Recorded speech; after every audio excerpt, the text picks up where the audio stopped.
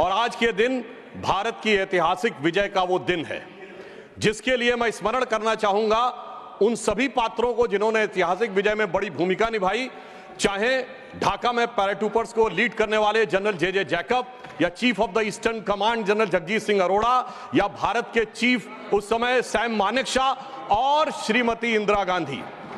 और यह समय याद भी दिलाता है कि जब कोई ऐसा वक्त आता है तो उस समय हमारे नेता और उस समय नेता प्रतिपक्ष अटल जी ने इंदिरा जी की तारीफ करके कहा था कि हम सरकार के साथ खड़े हुए हैं। तो विपक्ष को याद रखना चाहिए कि किस ढंग से समर्थन किया जाता है।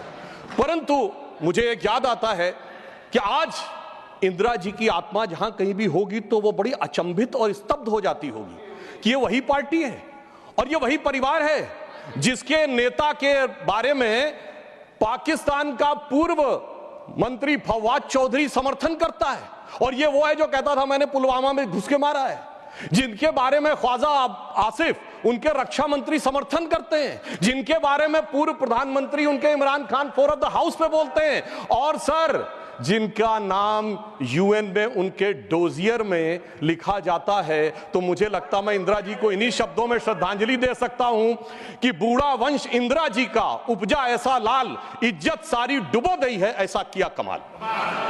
अब मैं आगे कहना चाहता हूं सर, मगर एक इस सदन में जब हम 75 वर्ष के ऊपर एकत्र हैं तो शायद 75 वर्ष के इतिहास का वो सबसे ऐतिहासिक मौका था।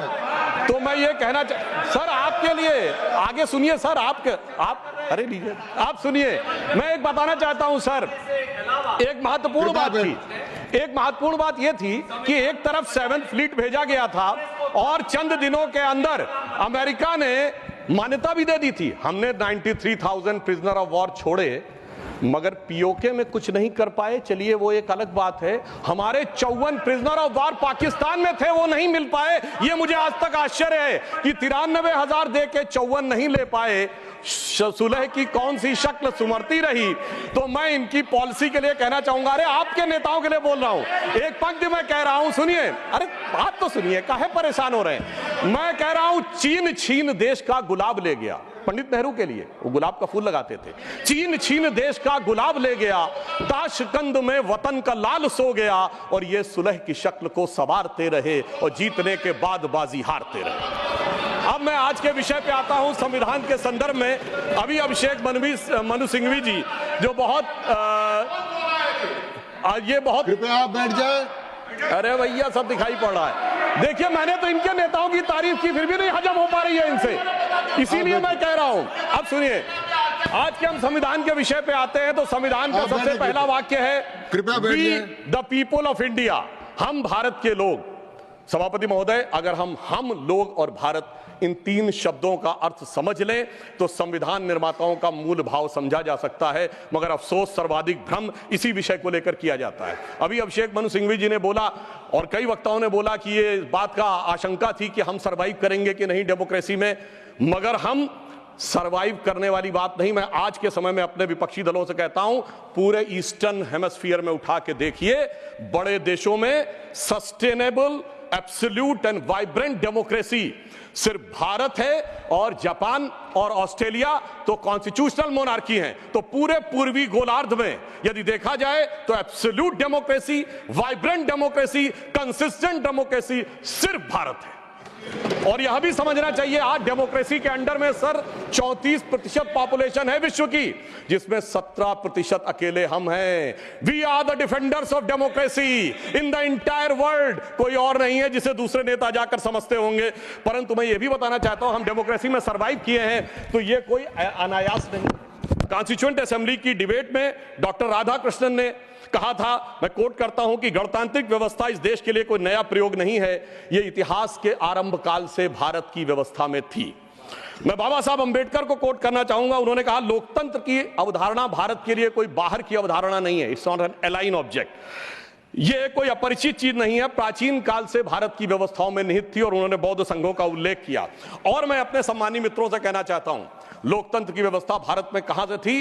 12वीं शताब्दी के कर्नाटक में भगवान वासवन्ना के अनुभव मंडपों को देखिए, चोल साम्राज्य में 8वीं और 9वीं शताब्दी में इलेक्टेड गांव के प्रतिनिधि होते थे, 6 कमेटियां होती थी जो इलेक्टेड ढंग से काम चलाती थी। उसके पीछे जाइए तो वैशाली का गणराज्य, जिसका उल्लेख हमारे जदयू के अध्यक्ष जी ने भी किया, और उसके पीछे जाइए तो वैदिक काल में सभा और समितियां बैठकर इसी लोकतांत्रिक व्यवस्था के तहत कार्य किया करती थी। तो बाबा साहब अंबेडकर जो ड्राफ्टिंग कमेटी के चेयरमैन थे, अगर उन्होंने इन सारी परंपराओं के चित्र उसमें रखे हैं, इसका अर्थ हुआ कि भारत की डेमोक्रेसी मूल रूप में वहां से आती है। वैसे मैं एक और चीज कोट कर दूं, भारत रत्न पूर्व राष्ट्रपति डॉक्टर प्रणब मुखर्जी जी ने भी जून 2018 में आरएसएस हेडक्वार्टर पे अपने भाषण में कहा था कि भारत ही लोकतंत्र का मूल है और वैशाली का गणराज्य विश्व का पहला गणराज्य था। अब मैं बताना चाहता हूं कि हम भारत कैसा है, क्योंकि हमारे विरोधी लोगों को थोड़ा विदेश की बात ज्यादा समझ में आती है, तो देश क्या कहता है उससे ज्यादा समझिए विदेश क्या कहता है। और मैं सिर्फ 2 ही बड़े लोगों के नाम लूंगा। चाइना, मैं कहता हूं कोई भी जाके चेक करे, चाइना में एंशिएंट चाइनीज में भारत का नाम क्या है? Tan Zhao, TIANZHOU। जाओ शब्द वहां पर केंद्र के लिए प्रयोग होता है, जैसे हमारी भारत में पुर, जयपुर, नागपुर, कानपुर वगैरह वगैरह। अब टियान जाओ अगर आप जाके आज सर्च करेंगे तो विकिपीडिया में कुछ उन्होंने घपला कर रखा है, सीधे सीधे लिख के नहीं आता, पर चाइनीज भाषा की डिक्शनरी में जाइए, TIN टियान का अर्थ है हेवन और जाओ का अर्थ है केंद्र। तो चाइना के एंशिएंट में माना जाता था भारत क्या है? It is the centre of heaven. Ancient Japanese में भारत का नाम है Tenjiku, that is the centre of heaven. और ये कहते देश ही नहीं था, और चीन भी कह रहा है और जापान भी कह रहे हैं कि ये देश तो वो है जो स्वर्ग का केंद्र था। अब मैं बताना चाहता हूं, मिडिल ईस्ट में, अरब में 8वीं और 10वीं शताब्दी में जितने भी बड़े बड़े अरब के राइटर्स हुए, चाहे इब्ने असीर हो, इब्ने कसीर हो, इब्ने तबरी हो, इब्ने खल्दूम हो, उन्होंने क्या लिखा है?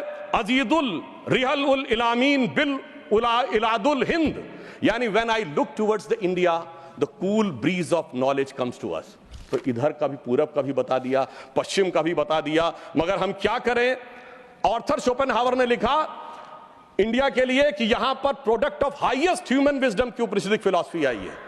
ये हमारा देश था, मगर अफसोस आज भी लोग ये कहते हैं कि जब माननीय प्रधानमंत्री जी ये कहते हैं कि Bharat is a mother of democracy, तो ये संविधान की मूल भावना के अनुरूप कहते हैं, मगर अभी भी कहीं कहीं लोगों को डिफेंडर्स ऑफ डेमोक्रेसी कहीं और से नजर आते हैं। इसलिए हमारे इस देश के लिए सभापति महोदय क्या कहा जाता था? गायन्ति देवः किल गीत कानी धन्यास्तुते भारत भूमि भागा स्वर्गापवर्गास्पद भाग हेतु भवंति भूयः पुरुषा स्वरत्वात्। अर्थात ये भारत भूमि धन्य है, देवता जिसकी स्तुति में गीत गाते हैं, क्योंकि स्वर्ग में रहने के बाद भी मनुष्य के रूप में जन्म लेने को यहां लालायित रहते हैं, क्योंकि हम मोक्ष भूमि है। और वैसे ऑन द लाइटर नोट मैं कहना चाहूंगा, जो लोग मानते नहीं है कि भारत डेमोक्रेसी कि वो कहते हैं इंग्लैंड के मैग्ना कार्टा 1215 से आया था, वो इंग्लैंड को मानते मदर ऑफ डेमोक्रेसी। तो सभापति महोदय मैं कहना चाहूंगा कि इंग्लैंड के पूर्व प्रधानमंत्री की मदर इन लॉ हमारी इसी सदन की सदस्य हैं, तो मदर ऑफ डेमोक्रेसी ना मानो तो mother in law of democracy ही मान लेना चाहिए। अब मैं ये कहना चाहता हूं महोदय, ये देश कैसे एक था जो वी द पीपुल कहा गया है। मैं बताना चाहता हूं कि जब माननीय प्रधानमंत्री जी ने श्री राम जन्मभूमि का उद्घाटन करना था, तो उससे पहले वो दक्षिण के जिन मंदिरों में गए थे उसमें से एक तमिलनाडु का श्रीरंगम मंदिर है। उस श्रीरंगम मंदिर का महत्व क्या है? यह माना जाता है कि अयोध्या के जो कुल देवता हैं भगवान विष्णु, वो श्रीरंगम के रूप में वहां विद्यमान हैं, क्योंकि जब उन्हें युद्ध करना था, विभीषण का राज्याभिषेक करना था, तो अपने कुल देवता को वहां स्थापित किया। समझिए, अयोध्या के वो नरेश हैं पर कुल देवता तमिलनाडु में है। देश इस प्रकार से जुड़ता है। भगवान कृष्ण ने अपना शरीर छोड़ा द्वारका में और हृदय उनका जगन्नाथपुरी में है। देश इस तरीके से जुड़ता है। इसके बावजूद लोगों को समझ में नहीं आता कि यह देश कभी जुड़ता था। तो मैं कहना चाहता हूं, आज भी कभी जब आप पूजा करते हैं तो हाथ में जब जल लेते हैं तो पंडित क्या बोलते हैं? गंगे च यमुने च गोदावरी सरस्वती नर्मदे सिंधु कावेरी जलेस्मिन् सन्निधिं कुरु। देश की सारी नदियों का स्मरण हो जाता है। इस प्रकार से देश एक संकल्प के थ्रू आकर एक प्रकार से जुड़ता है, और इसीलिए इसकी डेफिनेशन भी दी गई। अगर इंडिया दैट इज भारत कहा गया है हमारे कॉन्स्टिट्यूशन में, तो इंडिया एक ज्योग्राफिकल कॉनोटेशन है जो इंडस रिवर के इस तरफ है, तो फिर देश कैसे नहीं था? और भारत के बारे में कहा गया है, उत्तरम यत् समुद्रस्य दक्षिणम च हिमाद्रिभिः वर्षम यद भारत नाम भारतीयस्य संतति। पूरे भारत की डेफिनेशन दी गई है जो समुद्र के उत्तर में और हिमालय के दक्षिण में है। मगर हम क्या बताएं कि अभी भी लोगों के दिमाग में वो विचार है। अब मैं अगले विषय के ऊपर आता हूं। स्वतंत्रता आंदोलन, कांग्रेस बहुत दावा करती है कि उसने स्वतंत्रता आंदोलन में बड़ा काम किया। निश्चित रूप से योगदान था कांग्रेस के बड़े नेताओं का, हम इसको नकारते नहीं हैं, परंतु उस योगदान के बाद उस योगदान में कितना मिष्ठान लेने का प्रयास हुआ, यह मैं कांग्रेस के एक नेता कोट करना चाहता हूं। आप सबने बड़ा प्रसिद्ध गीत सुना होगा, कदम कदम बढ़ाए जा खुशी के गीत गाए जा, जो आजाद फौज का गीत था। इसको लिखने वाले थे बंशीधर शुक्ल, वो कांग्रेस के नेता थे। 42 में भारत छोड़ो आंदोलन के वजह से उनको निकाल दिया गया नौकरी से। वो लखनऊ में आकाशवाणी में कार्य करते थे, मगर जब आजादी के बाद उन्होंने जो भ्रष्टाचार देखा तो उन्हीं की पंक्ति में कोट करता हूं। क्यों, पहले कांग्रेस का एक चवन्नी हुआ करता था सदस्यता शुल्क, नारा होता था एक चवन्नी चांदी की जय बोलो महात्मा गांधी की।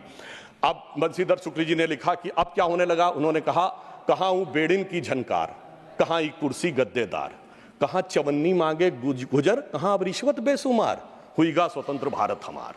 और आगे उन्होंने लिखा कि कॉलेज की सब खिड़की स्वतंत्र, टीचर लड़का लड़की स्वतंत्र, हाकिम स्वतंत्र हरहा स्वतंत्र, गलियार घूर चरहा स्वतंत्र, परतंत्र हुए ईमानदार, हुईगा स्वतंत्र भारत हमार। ये तो मैं 1950 के आसपास की बात बता रहा हूं, जिस जमाने के विषय में आप ये कहते। मगर अब मैं आता हूं संविधान में, जो पहला संविधान संशोधन किया गया, जिसके बारे में हमारे बहुत से लोग बोल चुके हैं, मैं डिटेल में नहीं जाना चाहता। मैं सिर्फ ये बताना चाहता हूं, अभिव्यक्ति की स्वतंत्रता या फ्रीडम ऑफ स्पीच हमारी परंपरा में है, और परंपरा जिस सीमा से है, मैं चुनौती से कहता हूं, दुनिया में कोई कंट्री, कोई सिविलाइजेशन नहीं हो सकता। हमारे यदि एक तरफ यह माना गया है कि वेद ब्रह्म वाक्य है, वेद वाक्यम जनार्दनम, तो यहीं पर एक ऐसा भी संप्रदाय हुआ जिसने कहा त्रया वेदस्य कर्तारा धूर्तो भांड निशाचरा, वेद के पढ़ने वाले 3 धूर्त भांड और निशाचर, उस चरवाक को भी स्थान दिया गया। इससे ज्यादा उदार फ्रीडम ऑफ स्पीच किसी को चाहिए? जो कहते फ्रीडम ऑफ स्पीच सिर्फ पंडित जवाहरलाल नेहरू के माध्यम से आई थी।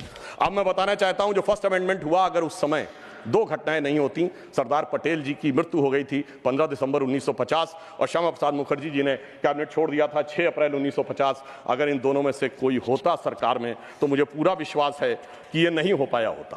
परंतु उस फ्रीडम ऑफ स्पीच की कैजुअलिटी क्या हुई, मैं एक बताना चाहता हूं। बाबा साहब अंबेडकर ने जब 6 अक्टूबर 1951 को अपना इस्तीफा दिया है, जयराम रमेश जी ने वो बात ठीक कही थी कि उसका उपलब्ध है सरकार के आंकड़े में भी, मगर मैं कोर्ट, हाँ वो जी बिल्कुल है, ये है सर, ये है। मगर अब मैं कोट करना चाहता हूं कि बाबा साहब अंबेडकर ने के बारे में पद्म भूषण धनंजय कीर ने, जो कि इंदिरा जी की सरकार के द्वारा पद्म भूषण प्राप्त है, सबसे ऑथेंटिक बाबा साहब की जिन्होंने ऑटोबायोग्राफी लिखी, उन्होंने लिखा 10 अक्टूबर 1951 को लोकसभा में बोलने के लिए खड़े हुए। उनसे कहा गया मुझे अपना बयान प्रस्तुत करने की अनुमति दी जाए, तो उपसभापति ने कहा कि श्रीमान अंबेडकर, अगर आप अपने भाषण की कॉपी हमें पहले दे दी होती तो हम अनुमति दे सकते थे, आप चाहें तो 6 बजे के बयान अपना बयान दे सकते हैं। सभापति की बात सुनकर अंबेडकर जी को अचरज हुआ और धक्का लगा। उन्होंने कहा, क्या अंबेडकर, तो एक संसद सदस्य श्री कुंजरू और श्री कामत ने उपसभापति से पूछा, क्या अंबेडकर के भाषण की जांच की जाएगी? इस पर उपसभापति ने कहा, मुझे देखना जरूरी है, इस पर ध्यान देने की जरूरत है। डॉक्टर अंबेडकर के बयान में कुछ अप्रासंगिक या बदनामी करने वाली बात तो नहीं है। तब डॉक्टर अंबेडकर ने गरज कर कहा कि मैं इस तरह की तानाशाही के आगे नहीं झुकूंगा, और यह कहकर वो सदन के बाहर चले गए और प्रेस में उन्होंने अपना वक्तव्य जारी किया। अब मैं दूसरा एक उदाहरण देना चाहता हूं, जो ये लोग बहुत बात करते हैं कि डॉक्टर अंबेडकर के विषय में इनके क्या विचार थे। मैंने अंबेडकर जी का विचार कोट किया, अब मैं कोट कर रहा हूं जवाहरलाल नेहरू जी का विचार, किसी अन्य का नहीं। जवाहरलाल नेहरू जी ने 16 जनवरी 1952 को चुनावों के उपरांत एडविना माउंटबेटन को पत्र लिखा। उसमें एक लाइन है, मैं कोट कर रहा हूं और सोर्स भी कोट करूंगा। On the other hand, in Bombay city and to the large extent in Bombay province, our success has been greater than expected. यानी वो चुनाव में विजय पर खुशी जाहिर कर रहे हैं, और आगे क्या कह रहे हैं, Ambedkar has been dropped out, यानी प्रसन्नता है कि अंबेडकर जी चुनाव हार गए। फिर मैं पूरा पत्र नहीं पढ़ रहा हूं, इसी पत्र में वो आगे लिखते हैं, the socialist combined with Ambedkar party and thereby they lost their repute, यानी अंबेडकर जी की पार्टी से जुड़कर उनकी प्रतिष्ठा कम हो गई। और महत्वपूर्ण बात मैं ध्यान देना चाहूंगा सदन का, आगे वो कहते हैं, but Ambedkar has combined with Hindu communalist, यानी वो कह रहे हैं अंबेडकर जी हिंदूवादियों के साथ आ गए थे। सर सोर्स है selected works of Jawaharlal Nehru series 2 volume 17 page number 35 to 37।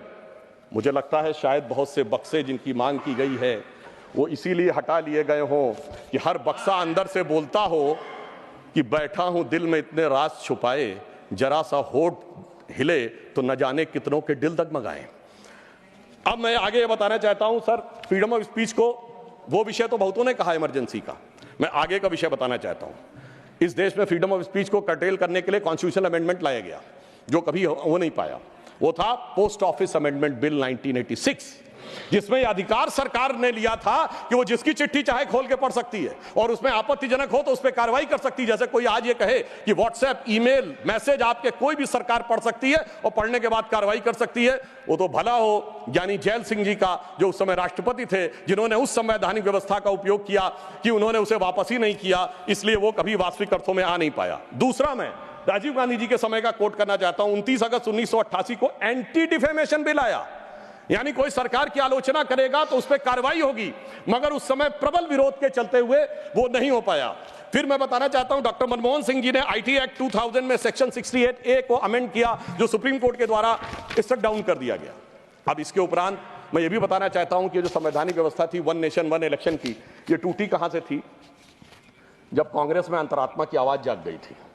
67 तक सारे इलेक्शन एक साथ होते थे, फिर एक ऐसा विचित्र हुआ कि अंतरात्मा की आवाज जागी और उस पार्टी की प्रधानमंत्री इंदिरा जी ने अपनी ही पार्टी कैंडिडेट नीलम संजीव रेड्डी जी को चुनाव हरवा दिया। मुझे लगता है ऐसा विचित्र संवैधानिक उदाहरण भारत के इतिहास में देखने को नहीं मिलेगा। और मैं कहना चाहता हूं सभापति महोदय, उसके बाद इतनी अंतरात्मा की आवाज जागी कि निजलिंगप्पा, कामराज, चौधरी चरण सिंह, चंद्रशेखर, मोरारजी देसाई पार्टी छोड़ दिए, 77 में देवराज अरस और बाबू जगजीवन राम पार्टी छोड़ दिए, तो फिर 90 में अर्जुन सिंह और एनडी तिवारी जी छोड़ दिए, शरद पवार छोड़ दिए, और कांग्रेस इतनी हो गई कि मुझे बचपन में याद है, मैं अटल जी की एक स्पीच सुनने गया था, उन्होंने कहा था कांग्रेस की तो आज स्थिति यह है, इतनी कांग्रेस है कि Congress R, Congress S, Congress O, Congress U, Congress मैं, कांग्रेस तू, कांग्रेस आई, कांग्रेस गई। अब मैं एक विषय में लेना चाहूंगा, वो विषय है जो कि संविधान में सर्वाधिक दुरुपयोग किया गया, वो विषय है सेकुलर। संविधान सभा में जब यह डिबेट हुई 15 नवंबर 1948 को, तो यह प्रस्ताव केटी शाह जी ने रखा कि सेकुलर शब्द इंक्लूड किया जाना चाहिए, मगर यह बात आई कि अगर सेकुलर वर्ड होगा तो माइनॉरिटी नहीं हो सकता, माइनॉरिटी होगा तो सेकुलर नहीं हो सकता, क्योंकि रिलीजियस माइनॉरिटी थियोक्रेटिक स्टेट में होती है, सेकुलर स्टेट में नहीं होती है। मगर इसके बावजूद उस विषय को आगे रखा गया और डॉक्टर अंबेडकर ने क्या कहा, मैं सिर्फ कोट करता हूं, उन्होंने कहा, mister vice president sir, I regret that I can not accept the amendment proposed by professor KT Shah and my objections are stated briefly. और वो उन्होंने आगे जाकर इस प्रकार से रिकमेंडेशन किया, यानी बहुत साफ बात थी कि उन्होंने इस शब्द को रिजेक्ट किया। मगर डेमोक्रेसी के सबसे काले दौर में, जब सारा विपक्ष जेल में था, मानवाधिकार समाप्त हो चुके थे, तब संविधान की उद्देशिका, जिसे डॉक्टर साहब अंबेडकर ने कहा था संविधान की आत्मा, उसमें चेंज किया गया। और फिर महोदय सिर्फ इतना ही नहीं रहा, जब से वो वर्ड आया उसके बाद क्या हुआ? उसके बाद तो इस देश में क्या हुआ कि पर्सनल लॉ बोर्ड आ गया। उसके बाद क्या हुआ कि एक ऐसा समय आया कि जब सुप्रीम कोर्ट और शरिया में यह लगा कि मतभेद है, तो इस देश की संसद ने सर्वोच्च न्यायालय के निर्णय को रौंद कर शाहबानो केस में शरिया को सुप्रीम कोर्ट से ऊपर कर दिया। मैं विनम्रता से कहना चाहता हूं, दुनिया के किसी सेकुलर देश में ऐसा कोई एक उदाहरण बता दे तो मैं अपना बयान वापस लेने को तैयार हूं। फिर उसके बाद उपरांत महोदय इतना ही नहीं हुआ, फिर प्लेसेस ऑफ वर्शिप एक्ट आया। वो कहता है कि 15 अगस्त 1947 के बाद कोई चेंज नहीं होगा, ठीक है, मगर महोदय फिर वक्फ बोर्ड एक्ट आया, जो ये कहता है कि कोई समय सीमा नहीं रहेगी। और सूरत नगर निगम पे दावा किस बात पे है कि मुगलों के जमाने में वो सराय थी। तिरुचिरापल्ली के तिरुचुनेरी मंदिर पे इस बात पे है कि अरकाट के नवाब ने दे दिया था। यानी 200 साल 300 साल पहले के सरकारों के वो फरमान, जो कि सरकारें किस हिसाब से मानती थी। फिर कम्युनल वायलेंस बिल आया। अब मैं सिर्फ संक्षेप में 10 बिंदु बोलना चाहता हूं। जो लोग आज कहते हैं इस संविधान में उन्होंने क्या किया, मदरसा बोर्ड आया, मुस्लिम पर्सनल लॉ बोर्ड, इन सबको संवैधानिक मान्यता, संवैधानिक संरक्षण प्राप्त है। 4 पत्नी रखना, ट्रिपल तलाक, हलाला, मेहरम बालिका से विवाह करना, तलाकशुदा महिला को कोई मुआवजा न देना, हज सब्सिडी, वक्फ बोर्ड। अब मैं कहना चाहता हूं, मैं विनम्रता से कहना चाहता हूं कि इन लोगों ने इस कॉन्स्टिट्यूशन को सेकुलरिज्म का शिकार करते हुए इसको पार्शियली शरिया कॉन्स्टिट्यूशन बनाने का प्रयास किया। अन्यथा कोई गैर मुस्लिम देश दिखा दे कि जिसमें कि इस प्रकार की बात हुई हो, कोई सेकुलर देश, 200 देश हैं, बड़े विद्वान लोग बैठे हुए हैं वहां पर। मैं बताना चाहता हूं, कोई उदाहरण बताइएगा जिस स्टेट में सुप्रीम कोर्ट से ऊपर शरिया हो। अब मैं बताना चाहता हूं, बड़े विद्वान लोग उधर बैठे हुए हैं, मुझे कोई जरूरत नहीं है, 200 200 में सिर्फ 4 सेकुलर देश बताइएगा, मैं अपना बयान वापस ले लूंगा, जहां शरिया सर्वोच्च न्यायालय से ऊपर हो। और मैं ये भी बताना चाहता हूं, इतना ही नहीं था सर, संविधान का अपमान आप लोगों ने किया। और मैं कहना चाहता हूं, जो लोग मनुस्मृति की बात करते हैं, उन्होंने इसको मौलवी स्क्रिप्ट बनाने का प्रयास किया भारत के संविधान को। यह अपने आप में शर्मनाक बात है। शर्म उस समय आनी चाहिए थी जब इस तरह के परिवर्तन कर रहे थे। और मैं एक और बात कहना चाहता हूं, सभापति महोदय, टेक्निकल बात कह रहा हूं, मेरी बात गलत लगेगी तो मैं अपने बयान वापस ले लूंगा। सुनिए सर, वक्फ बोर्ड एक्ट में मुगलों के जमाने का फरमान को कॉन्स्टिट्यूशनल मान्यता प्राप्त है। यह वो संविधान था, वो सरकारें थी जिनमें जिम्मी का कॉन्सेप्ट था, जिसमें जजिया का कॉन्सेप्ट था, जहां के बादशाह गाजी की उपाधि लेते थे, सैकड़ों लोगों को मारकर। इवन अकबर ने भी गाजी की उपाधि दी है। यदि इस प्रकार की चीजों को तो मैं कहना चाहता हूं सर, मैं पूछना चाहता हूं, जिम्मी और जजिया के फरमानों को कॉन्स्टिट्यूशनल मान्यता देना क्या शरिया को संविधान में लागू करना नहीं है? इसीलिए मैं कहना चाहता हूं, सुधांशु त्रिवेदी जी के अलावा किसी का रिकॉर्ड में नहीं जाएगा। आज मामला, सभापति महोदय, आज मामला मनुस्मृति बनाम संविधान का नहीं है। संविधान के बाबा साहब की पहचान और संविधान के ऊपर शरिया के निशान की है। और इसीलिए मैं बिल्कुल ईमानदारी से कहना चाहता हूं कि इन लोगों को सुधांशु त्रिवेदी जी के अलावा किसी का रिकॉर्ड पर नहीं जाएगा। कृपया आप शांत रहें। मगर मैं यह भी बात स्पष्ट करना चाहता हूं, हम कोई मुस्लिम समाज के खिलाफ नहीं है, शांति से। अगर मुझे एक देश दिखा दीजिएगा जहां शरिया सर्वोच्च न्यायालय से ऊपर हो, तब बात करिएगा। मैंने उदाहरण कोट किया। अब मैं बताना चाहता हूं महोदय, हम मुस्लिम समाज के खिलाफ नहीं है। आज ही उस्ताद जाकिर हुसैन का देहांत हुआ है, उन्हें पद्म भूषण दिया, अटल जी की सरकार ने पद्म विभूषण दिया, मोदी जी की सरकार ने 2023 में। मैं पूछना चाहता हूं, ये बताइए, आपको अब्दुल रहीम खान खाना, रस खान, मलिक मोहम्मद जायसी, अशफाक उल्लाह खां, वीर अब्दुल हमीद, डॉक्टर एपीजे अब्दुल कलाम क्यों नजर नहीं आते? आज हमारे गवर्नर आरिफ मोहम्मद खान साहब हैं। मैं चैलेंज करके कहता हूं कि पॉलिटिकल क्लास में कोई उनसे बड़ा आलिम फाजिल मुस्लिम हो जो बात करके दिखा दे, मगर ये उसे नहीं मानते। हमने डॉक्टर कलाम को राष्ट्रपति बनाया। आलमे इस्लाम में बैतुल हिकमत के बाद से पिछले 700-800 सालों में उनसे बड़ा साइंसदान नहीं पैदा हुआ, पर उसको नहीं मानते। ये किसको मानते हैं? जाकिर नायक, इशरत जहां, याकूब मेनन, बुरहान वानी। इसकी वजह से सारी प्रॉब्लम है। यहाँ सोच कट्टरपंथी जहनियत की है। और मैं सभापति महोदय ये एक और फैक्ट कोट करना चाहता हूं, इन लोगों को बहुत वो लगता है, तो मैं फ्रीडम हाउस रिपोर्ट, वैसे फ्रीडम हाउस में बहुत से लोग इनके मित्र लोग भी हैं, उसका annual survey of political rights and civil liberties 1999-2000 वो कहता है कि दुनिया में धार्मिक मान्यता का लोकतंत्र से क्या रिश्ता है। तो वो पेज नंबर 211 पे लिखता है, there is a strong correlation between electoral democracy and Hinduism. वो कहता है कि जहां हिंदू धर्म है वहां पर ज्यादा डेमोक्रेसी, और उसमें Fiji, Guyana, Mauritius, Bharat, Nepal बहुतों को कोट किया है। और फिर उसने जो आगे कहा है वो इनको लगेगा, फिर उसने बुद्धिस्ट, व्हाट्सएप नहीं, मैंने कोट किया है रिपोर्ट के साथ, हवा में बात मत करिए। अब मैं आपको बताना चाहता हूं, और उन्होंने आगे एक और बात कही है। ब्रुकिंग्स ने अपनी रिपोर्ट में 2019 में मोदी जी के समय क्या लिखा है? India is a silver lining, even a gold lining of democracy, reported released in February 2019। सुनिए, व्हाट्सएप की बात करने वाले, February 2019 titled Democracy and Disorder and the Struggle for Influence on New Geopolitics, page number 31। अब मैं एक दो विषय का उत्तर देना चाहता हूं जो हमारे माननीय नेता प्रतिपक्ष जी ने कहा। उन्होंने कहा कि झंडे का विरोध करने की बात, हम तो ईमानदारी से कहना चाहते हैं कि हम कभी झंडे के विरोध में नहीं थे।